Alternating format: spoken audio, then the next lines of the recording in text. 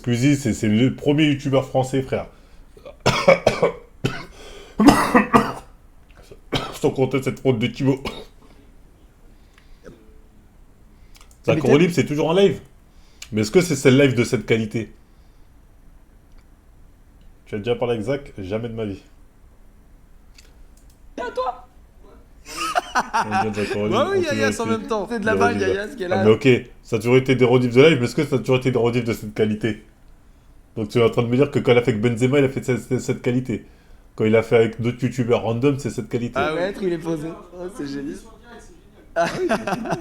Et donc du coup ça m'amène, comme je disais, à poser la question, maintenant il y a combien de personnes qui travaillent avec, pour toi, genre dans l'univers, même si je sais que tu as plusieurs boîtes et tout ça, au final ça fonctionne combien à peu près? Bah du coup le plus en gros quand j'ai commencé à me staffer à l'époque, donc il y avait Clément, et en fait pendant des années c'était juste Clément, et c'est au moment où je prends mon indépendance, où je quitte Webedia, que évidemment bah il faut que je réponde à mes besoins, mes envies créatives quoi. Ouais. Et donc du coup je crée ma boîte de production S'appelle comment qui s'appelle Unfold.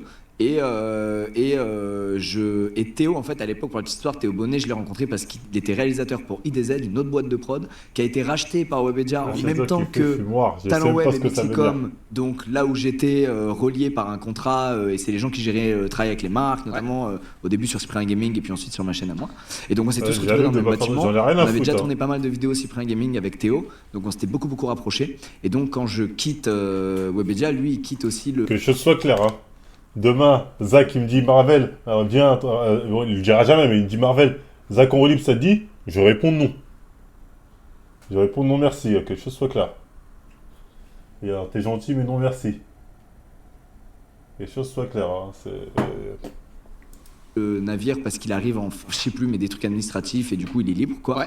Ouais. Et donc on se dit bah vas-y mec, on va créer notre boîte de prod pour répondre à nos besoins de prod quoi, à nos envies, à nos idées, et il faut bien Vous savez très bien pourquoi. employer des intermittents du spectacle, très bien pourquoi. Employer des gens, chefs opérateurs, etc.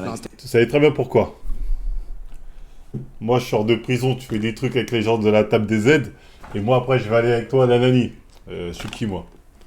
Je suis con moi. Vous savez très bien pourquoi. etc. Et donc du coup on crée cette boîte, on met en directrice Clara Lesage, qui était une directrice de production sur Studio Bagel à l'époque. Ok. Et donc Théo était l'un des deux main réalisateurs, je ne sais même pas si on avait d'autres sur le Studio Bagel. Il y avait lui de l'avant, John, je sais. qui aujourd'hui fait plein de vidéos Aucun d'ailleurs, avant. il explique Oui, des vidéos exceptionnelles les vidéos de lui. des livres, Oui, oui. il est passionné d'audiovisuel. Et la dernière sur l'enquête qu'il a... Et il sait, hein. Il sait, hein. Parce qu'un jour on s'est croisés, et j'ai vu qu'il m'a vu, moi. Il a vu, mais j'ai vu qu'il m'a vu, il a su que faire devant moi. Ouais, je l'ai pas encore vu, ça a l'air trop bien. Un bonbon. Ouais, je l'ai Une pas pépite, encore vu. vraiment. Absolument. Ludoc à suivre. Donc lui, ouais, voilà. Et donc du coup, on crée cette boîte de prod. Il y a Clara qui devient du coup directrice de la boîte. Il y a Théo. Et en fait, aujourd'hui, bah, on a une petite équipe fixe, tu vois, de chargés de prod, de dire prod, etc. Je dirais qu'on est, je pense, en fixe. Tu sais, une boîte de prod, c'est pas genre tu prends 20 personnes tout le temps. T'as un roster de gens à l'intérieur, je dirais. Je pense qu'il y a aujourd'hui 1, 2, 3, 4, 5. Je pense qu'il doit y avoir genre 6 ou 7 personnes en fixe. Tu vois, Ouais, dans la boîte. on sait qu'ils Et se ensuite, font bah, donner. tu Non, mais emploies moi, des gens j'ai sur des il a missions, rien à quoi, s'en des pardonner, moi, intermittents du c'est juste spectacle, que selon le projet. on n'a quoi. pas- Par exemple, bah, on s'assoit pas à la même table. Moi, il a rien à se faire pardonner, j'ai rien contre lui, hein. J'ai rien contre Zach, hein. Je regarde sa vidéo, la preuve. C'est ce qu'on se... Voilà, on s'assoit pas à la même table. Mais j'ai absolument rien contre lui.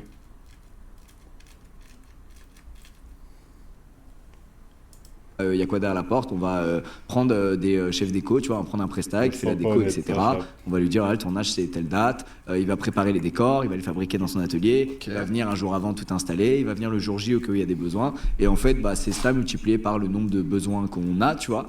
Même un steadicammer, un cadreur, un chef opérateur, un mec qui gère les lights, etc. C'est carré quand même. Et donc, ouais, bah, c'est le milieu de la production. On a absolument rien inventé. C'est vraiment le truc qui se fait, quoi. Mhm. Et donc, c'est comme ça que sont produites les vidéos. Donc, il y a ça donc, dans la boîte de production.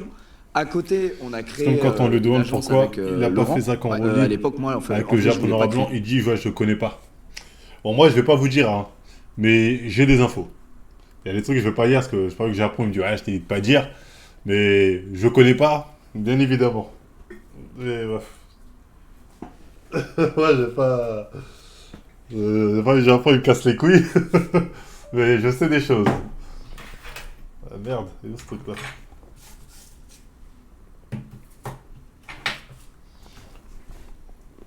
un agent, je voulais juste Laurent pour Dis-nous. Et c'est tout. Et c'est tout. Pas dire, mais Et c'est lui qui m'a dit, en fait, m'occuper de toi, ça va me prendre alors aujourd'hui, ça lui prend largement plus de temps.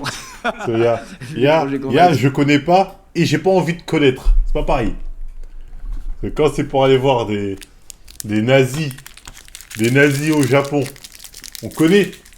Quand c'est pour aller voir les nazis qui se réjouissent de voir des noirs représentés comme des singes. Là, bien évidemment, tout le monde connaît. Bizarre. C'est ce qu'on fait, mais à l'époque, il me dit, mais frérot, tu tournes des vidéos gaming dans ton studio, ça va me prendre. Oui, je vais te trouver NordVPN là, Rhino Shield là, mais ça va me prendre 1/10 de mon temps. Ouais. Laisse-moi m'occuper d'autres gens. On peut faire un peu plus. On peut faire un peu plus, tu vois. Donc en fait, c'est pas vraiment la partie agence. Moi, en fait, je gère rien, en fait. C'est des équipes qui sont là et c'est l'équipe de Laurent, en fait, tu vois, qui gère tout ça. Donc il y a plein de gens dans cette agence. Il doit y avoir, je crois, 40 personnes qui travaillent là-bas maintenant. Ok. Mais je n'y suis pour rien du tout. Ok. Ça tourne un peu sans Ça ton tourne, influence. en T'en fait, dis trop, c'est pas mon- assez. C'est pas mon truc, quoi. Moi, mon métier, c'est. Ça remet qu'est-ce que je peux vous dire sans mettre. Parce que si c'est que moi, quand bah cool. Quand même, j'ai pas envie, on me dit Marvel. Quand t'as dit ça, nanani, on va dire ça après, moi, nanana. Après, c'est pas un truc de ouf non plus, attention. Hein. Attention, c'est pas. Pas des trucs de ouf. C'est des petits trucs, mais. Qui. peuvent donner un avis général sur le bail.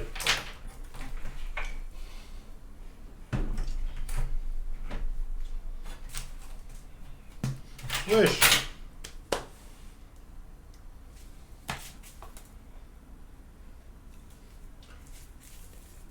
Attends, j'ai perdu ça là, je suis mort.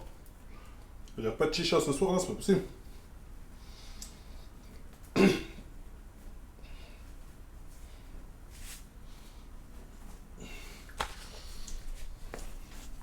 Je vous dis pas pour rien, frère. Je vous dis qu'il y a des signes qui trompent pas.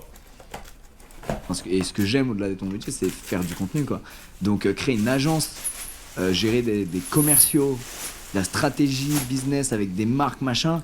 Les gens croient que je suis un génie de ça et que j'aime faire ça et tout. Je suis nul à chier, mec. Voilà, non, mais vraiment, je te le dis.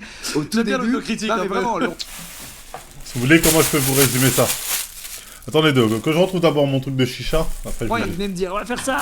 Et là, t'en penses quoi? Je disais, mec, je connais pas ce game.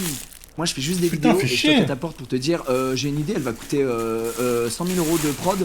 Tu peux trouver une marque à qui j'accorde 1 minute en début de vidéo. Fin.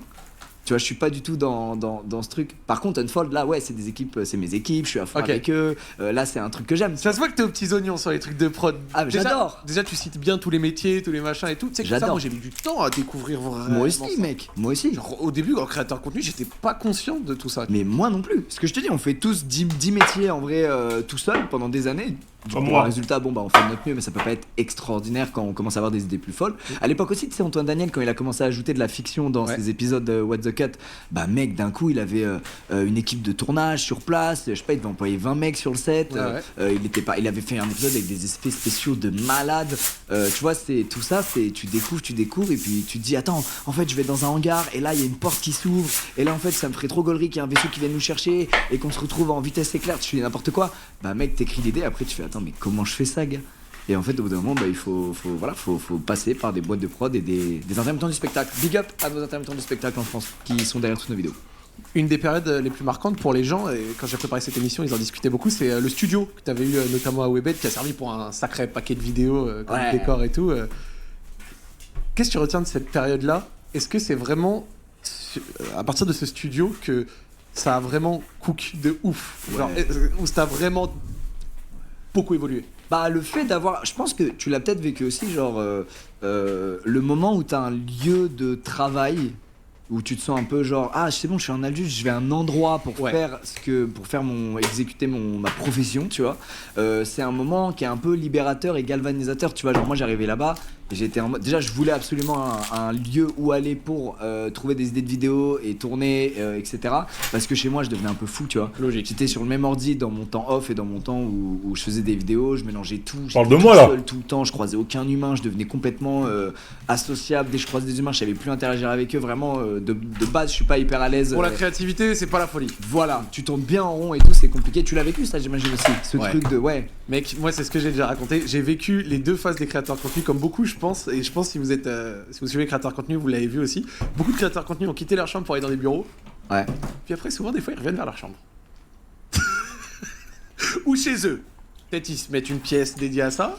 Mais je trouve que le ping-pong, il fait souvent clac, clac, clac. C'est vrai. Mais je pense que t'as besoin de cette étape Oui, de. totalement. Je suis un professionnel maintenant, j'ai un lieu où je vais, je croise des gens, c'est cool. Et après 3 mois, tu fais oh non, je veux plus les croiser. Oh putain, la flemme de faire 50 minutes de transport. Donc en fait, il y a. La même chose à la maison. Ouais, exact. Non, c'est pour moi 3 mois, ça prend genre quelques années, mais t'es là genre en fait à la maison je peux faire tellement des tiers des choses. Mais non, moi j'ai les deux en fait. J'ai ma pièce de stream chez moi et tout. En effet, t'as raison, j'ai refait un setup nickel et tout. J'ai besoin de ces moments chez moi, Ah oui. aussi sur l'ordi comme à l'ancienne.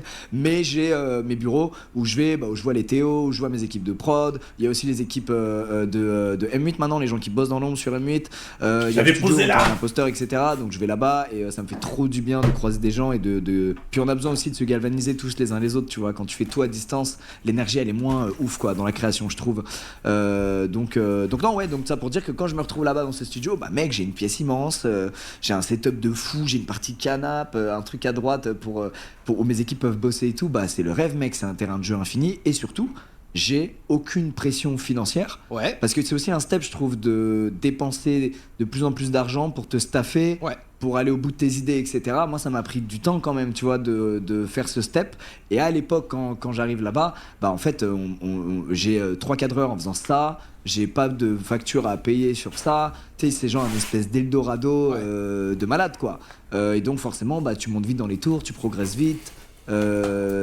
Tu kiffes, donc tu vas de plus en plus fort et tu vois, et t'essaies d'aller de plus en plus loin créativement. C'est quoi ta moyenne de vidéos à vidéos ce moment-là, tu penses? Je sais par pas, quand semaine je suis arrivé là-bas, ça devait être encore peut-être. Franchement, je n'ai aucune idée. Je pense juste avant que j'arrive là-bas, je sais que c'était genre 4 Ouais. ou 5 même, Putain, peut-être c'est des pas fois. Et je possible, pense hein. que quand j'arrive là-bas, ça devait être autour de 3, 4 aussi, j'imagine, hein, au tout début. Hein. Et après, je diminue un poil après quelques années, je crois. Je crois que c'était ça, peut-être je Mais tu dis sais des que ça bêtises. reste énorme, 4 à 5 vidéos semaine. Tu Mais charbonnais, quoi. j'adorais, mec. C'est juste, j'avais que ça à foutre de ma vie. Et en plus, tu sais, c'était la fameuse année, tu vois, après le bac, là. Et en plus, j'adorais ça, quoi. Et je pense que ça m'a permis... Franchement, des fois, j'essaie d'imaginer, et je sais pas, tu vois, là, tout à l'heure, on parlait de ton éloquence. Ouais. Est-ce que si t'étais pas devenu créateur de contenu et que t'avais fait complètement autre chose, tu serais ce Zach Nani-là que t'es aujourd'hui, qui s'exprime méga bien, qui est trop fort en édito? T'es gentil, merci. Non, mais tu vois ce que je veux Prends dire? des compliments gratos, ça Non, me mais fait tu vois ce que plaisir. je veux dire? Ouais, bien sûr. Et donc, tu serais une autre personne, en fait, au final. Évidemment, c'est sûr. Parce que cette manière de parler que t'as et cette analyse. Tu serais un islamiste. etc.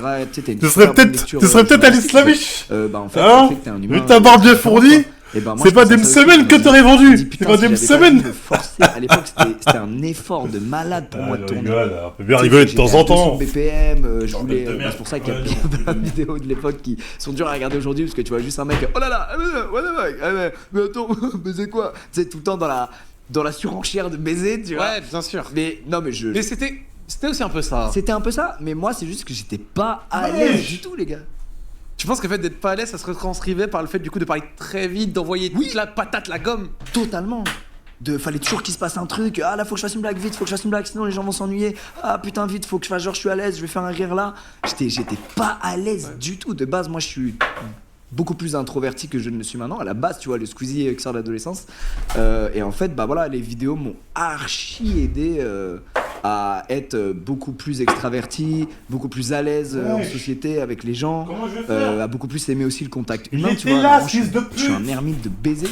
Et je suis trop content de ça, quoi. Et donc d'où le fait qu'à l'époque, tu sais, j'avais un peu conscience de ça. Je me disais, allez, force-toi. Allez, je sais que t'es pas à l'aise aujourd'hui, Ouais. t'es un peu aigri. Force-toi à tourner, sois good vibe. C'est bien, ça va te sortir de ton truc. Et ça, fois 5 vidéos par semaine, pendant 5 ans, Ça change quitter en fait. ça forme bien. Et ça m'a tellement apporté sur le plan humain, c'est un truc de ouf quoi. Est-ce que tu penses que c'est aussi pour ça qu'à cette époque-là, tu avais essayé de tenter le stream, qui est plus dans le temps long, qui est moins, tu vois, dans la Ouais. dynamique de ouf, et notamment via le stream, tu vois, le projet. Est-ce que Bah, tu penses que c'était- c'était ça? Ouais, carrément. Je pense que il y avait cet exercice du live qui est très différent des vidéos et que je trouvais super marrant. Et je suivais tous ceux qui ont rejoint le stream et d'autres, je les suivais et je trouvais que c'était un exercice hyper différent. Et en même temps, j'étais admiratif à mort de me dire putain, ils font ce que je fais, mais en live, en étant plus gaulerie et plus à l'aise que moi, comment ils font? Et du coup, je regardais des lives, j'étais comme ça, ébahi. Waouh, mais c'est un exercice de fou, mais putain, mais c'est dingue de faire ça et tout. Et donc je m'étais dit, vas-y, j'ai envie d'essayer.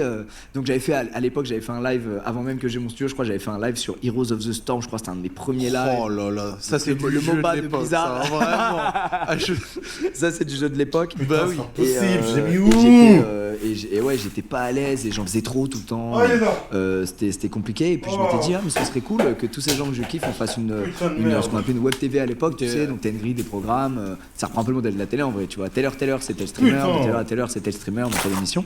Et je m'étais dit, vas-y, je vais contacter tous ces gars que je suis et que je kiffe et on va essayer de faire une web TV tous ensemble. Et ça va me les faire rencontrer, passer du temps avec eux. Et je vais essayer de me mettre à cet exercice, je vais me gerber dessus, qui est très cool, tu vois. Donc c'est pour ça qu'on avait eu l'idée de le stream. Et en vrai, je crois que c'était pas mon idée à moi à la base, je crois que c'était l'idée de Cyprien. Qui m'avait fait découvrir pas mal de ces gens et qui m'avait dit faut faire un truc Voilà, avec tous c'est ces gens, les chier. mettre dans On des souffle. bonnes conditions et créer des Parle même pas choses, de la des émissions chicha. avec eux, etc. Pourquoi Il y a vous une pensez belle que je énergie, cherche un un truc truc à à boire de faire. la chicha? Et je lui avais dit ah ouais putain, il faudrait un site gamifié ou quoi. J'ai jamais dit que je cherchais. Ce que je cherchais, c'est un rapport avec. J'ai jamais dit ça. Pas pour... Dans votre tête, comme par hasard, ce que je cherche, c'est un rapport avec la chicha. Vous avez une chicha dans le cerveau. Moi, je pense. Rien à voir Le avec la tout chicha, ce que premier, je ça cherche. se regardait essentiellement sur le Cherchez site ça. stream.fr qui était ignoble, parce que toute J'ai la partie cherché gamification mon marchait pas quoi, sirop. globalement. Et tu sais, t'avais des objectifs, genre regardez 20 heures de live et vous gagnez des points. Et à la fin, il y avait un classement des viewers les plus assidus. Pensez un peu comme les applications, les Voilà, trucs, ouais. classique, mais T'avais c'était juste ça soif. le projet de base quoi. Tu t'es investi beaucoup dedans au début et assez vite un peu moins. Ouais. Pourquoi? Parce que ça prenait grave du temps et que j'étais pas en indépendant sur ce projet et que il y avait une réalité économique derrière qui n'était pas gérée par moi et à l'époque j'aurais été de toute façon incapable de la gérer. Bien sûr. Et donc en fait j'étais plus totalement libre sur le stream, puis aussi c'est un projet où il y a beaucoup d'humains, donc d'un coup il y a aussi des conflits entre telle et telle personne, c'est ce qui est normal tu vois, comme partout dès que tu mets 20 humains dans une société qui font des trucs et qui se voient tous les jours. Et encore plus, je pense, quand il y a un truc aussi public, tu sais, de jugement public qui peut influencer les conflits entre eux et tout, forcément, ça se passe mal. Et puis là, en fait, il y avait aussi beaucoup de conflits entre. En fait, c'était compliqué parce qu'ils sont tous venus, parce qu'ils s'étaient chauffés par le projet et que j'étais un peu gage de qualité, je pense, pour eux. Et en fait, au bout d'un moment, il y avait plein de problèmes qui n'étaient pas ma faute, mais on venait me voir moi, quoi. Ce qui est normal. Et moi, je disais, ah les gars, je suis pas au courant, j'y suis pour rien. Vas-y, je vais aller leur en parler, je vais changer le truc, etc. J'allais leur en parler, je remuais ciel et terre des fois pour avoir des trucs. Derrière, en fait, des fois ça passait, des fois ça passait pas. Et donc je me suis dit, mais attends, en fait, je vais m'embrouiller avec tôt ou tard avec tous ces gens pour des trucs où je ne peux pas agir puisque c'est souvent des trucs de conditions de travail, d'économie, pareil, ils voulaient créer du contenu donc ça coûtait de l'argent, etc. Mais moi j'irais pas cette partie-là et donc voilà, ils avaient plein de frustrations et je voulais pas qu'ils me la mettent sur le dos. Et aussi à côté j'ai accéléré beaucoup sur YouTube, on faisait beaucoup de choses, j'avais moins de temps, donc voilà, le cumul de tout ça fait que je me suis peu à peu éloigné de le stream, mais je regardais toujours et je me régalais. À l'époque, tu avais dû parler de nombreuses fois de ton image, notamment auprès des jeunes, auprès des viewers qui te suivent, etc. Mais à partir d'une période, on a remarqué un peu des changements chez toi. T'as commencé à parler de tes tatouages, avoir la petite barbe, tous ces petits trucs. Est-ce que c'était un moyen pour toi d'affirmer une certaine évolution, un certain je grandis? Ouais, carrément, on a tous ce truc de on va se prouver un truc. Regarde la barbe là. T'es voir ce que je dis, on regarde comme un sage. Ah oui, évidemment, c'est pour ça. Non, il n'y a pas d'autre raison. Non, mais oui, il y a un truc, je pense, surtout que moi j'ai eu une adolescence très tardive. J'étais bien un petit gars de 50 kilos, comme je t'ai dit, ultra introverti à la base, en vrai. Hein. Et donc du coup, au bout d'un moment, tu sais, t'as envie de te prouver un truc, quoi. Donc ouais, je voyais mon frère faisait des tatouages, je disais, moi aussi j'ai des tatouages, je trouve ça trop stylé, putain. Ah putain, les gens que je trouve stylés, ils ont une barbe, il me faut une barbe. Ah putain, ils ont des calvities, ça j'aurais pas. Bam, 20 ans, grosse calvasse. Donc en fait, tout n'allait, voilà, il y a eu du bon, du moins bon. Mais oui, il y a un truc de tu veux te prouver quelque chose, tu vois ce que je veux dire? Avoir Yas qui me regarde du coin de l'œil et qui me Non, mais fait. toi, t'es bien maintenant. T'es royal, frère. Arrête de mentir. Non, mais il me disait, moi. J'avais vu votre vidéo de la greffe à l'époque. Hein. J'avais vu votre vidéo de la greffe à l'époque, là. Hein? J'avais bien kiffé, je m'étais dit, ah, bonne idée, ça. Mais comment ça part? On sait pas. Yas, il dit, ça commence à repartir. Mais... Amine, il s'est fait avoir et moi aussi. Là, ça commence à repartir. Amine, il a refait, hein. T'as été- Je sais qu'il a refait. T'as été frère. frappé par ces balles? Non. Tu vois, ils font des greffes qui partent au bout de 2 semaines, c'est une dinguerie. Non, non, moi, c'est naturel. Non. Et ça progresse chaque jour qui passe. Et c'est un mal qui ne nous quitte jamais. J'avoue. Arrête, Squeezie, le crâne chauve, ça lui va bien, lui, je crois. Je crois que le crâne chauve, ça lui va bien. Alors prenez soin de vos cheveux et massez-vous le crâne régulièrement. Il a la part, de toute C'est façon. les Yas. conseils. Il valide, c'est valide. Bon, bah, Yas valide, c'est bon, ça fait plaisir. Non, mais c'est cool parce que tu vois, c'est vrai que ça donnait vraiment ce sentiment de De souffle. progression moins, j'allais dire kids friendly, tu vois, plus adulte. Et je trouve que c'était marquant. Ouais, bah physiquement, ouais. Je voulais être un peu plus. Moi je suis un adulte maintenant. Oh mec, je suis plus le maigrichon de l'époque. Squeezie se fout de sa gueule, là. Il se fout de sa gueule, parce que c'est une question de merde qu'il a posée. Squeezie se fout de sa gueule. Je pécho un max, hein. Non, ça, j'ai jamais. Mais il y a un truc de. Tu veux te prouver un truc à toi-même physiquement, et puis aussi. Psychologiquement, je voulais aussi avancer, mais en fait, je me suis rendu compte assez récemment que j'ai mis du temps à être moi-même, quoi, dans tout ça. Et du coup, je trouve que quand t'es pas complètement toi-même, c'est assez dur d'évoluer en tant qu'humain. Tu sais, quand tu mets une espèce de carapace Ouais. et que tu dis, bah, je vais être comme ça en public. Et en fait, bah ouais, mais là, du coup, t'incarnes un rôle et le vrai toi, il progresse pas, il fait pas face aux autres, ça te grandit pas du tout, quoi. Et donc, en fait, je me suis retrouvé à un moment, mais même il y a quelques années, un moment dans ma vie où, tu sais, je m'étais mis au sport, au truc et tout, il y a quelques années, et je me disais, mais en fait, je suis rarement moi-même parce que j'ai peur, je mets une espèce de carapace, Ouais. et du coup, j'ai l'impression que dans ma tête, j'ai encore 16 ans. C'est quoi ce bordel? Et c'était genre en 2020 ou 21, et je me suis dit, mais qu'est-ce que c'est que ce bordel? Mais je vais trop mal vivre, je ferai une crise de la quarantaine de baiser. C'est au moment où est arrivée la ceinture blonde ou pas? Ouais. En fait, c'est normal. Les mecs en Squeezie, en fait, ils ont passé toute leur adolescence sur Internet. Du coup, forcément, il y a un moment, ils se disent à quel moment j'ai cette étape d'évolution, à quel truc, tu vois, j'ai pas. Tu sais, ils ont un peu ce truc de je vis parce que je voyage, mais est-ce que j'ai appris à me forger par moi-même et non par des codes imposés par X ou Y parce que je suis dans tel milieu social. Tu vois ce que je veux dire? Alors que les mecs comme moi, on allait sur les réseaux, on avait déjà 40 ans. Ah, il est beau, il est beau. Non, c'était même un peu après. Je pense que la teinture blonde, c'est Tu viens de répéter ce qu'il dit? Oh bah j'ai pas fait attention à ce qu'il dit. la dernière étape Ouais. avant ce constat de mais qu'est-ce que je fais là? Qu'est-ce que je fabrique? Mais ouais, il y a toute cette step aussi, je trouve, de réussir à être soi-même. C'est dur. Est-ce qu'aujourd'hui, toi, tu trouves que t'es toi-même? Ouais, Ouais. ouais, franchement, ouais. Et t'es content de ça? Alhamdoulilah, je suis très content. Franchement, Bah rien à bravo. dire sur ça, je suis. C'est pas facile. Ouais, c'est vrai. Franchement, bravo. Ça, Yas, c'est vrai. t'es toi-même? Moi, je suis peinard. Yas, il est peinard. Il a dit, moi, je suis. On l'entend ou pas dans le. Ouais, ouais, on l'entend de loin. Il a dit, mais- moi, je suis peinard avec ce geste. Je suis peinard. Bah oui. C'était Ouais. presque trop, je soupçonne que t'es pas complètement peinard. Le geste était un peu. Moi, j'essaie d'être le plus naturel possible. C'est ça qui est important. Yas, non, je peux te l'affirmer, je le connais depuis longtemps. Mais je suis Yas, d'accord, hein. C'est naturel, man. C'est Je suis naturel. d'accord, moi je t'ai dit, là, ça fait 2 ans que je progresse sur ça et que je pense, je Yas, c'est qui Yas? C'est le mec qui a la tête de Ronaldo, là? De Henry, là? considère être moi-même, avec des fois un côté un peu aigri, des fois je dis de la merde, Ouais. des fois je suis insupportable, des fois je ponds des trucs bien. Même je veux dire humainement quoi, pas, je te parle même pas de contenu, tu Ouais, vois. bien sûr. Mais moi je suis moi-même, putain. Et c'est trop bien d'être soi-même, voilà. Et c'est dur à atteindre, je trouve. Merci beaucoup du temps que tu nous octroies, franchement, Non, je ça fait kiffe très les gars, plaisir. c'est une super discussion. Il nous Franchement, reste quelques petits points. 2h26 du mat, c'est un moment pour avoir ces discussions, non? Ça fait très. Ouais, En vrai, peinard. en vrai. Un petit Après la thé, on se foudre de redonne. l'ambiance d'en bas, c'est... Bah oui, bah oui. Merci, j'ai encore quelques points et après on va te laisser. On sait que t'as encore beaucoup de choses à faire, donc merci énormément. Non, j'ai juste un DJ set de harceleur à faire. où on va Voilà, aller- c'est ça. Et Juste je vais te après, il a un kidnapper un DJ peu. set. Et je vais te kidnapper un peu. Il a un DJ set à faire. On parlait de transition dans le physique, il y a aussi celle des contenus, vidéo gaming, la vidéo plus multi-thème. J'avais noté les vlogs au Canada, notamment. Ouais. Les collabs, notamment avec McFly et Carlito, que tu avais commencé à faire, les sons avec Big Flo et Oli, le chien, l'occasion de rappeler que tu as donné du buzz au Shiba en France, ça c'est... ça, c'est Hélas, vraiment- putain, alors que c'est une race de chiens hardcore.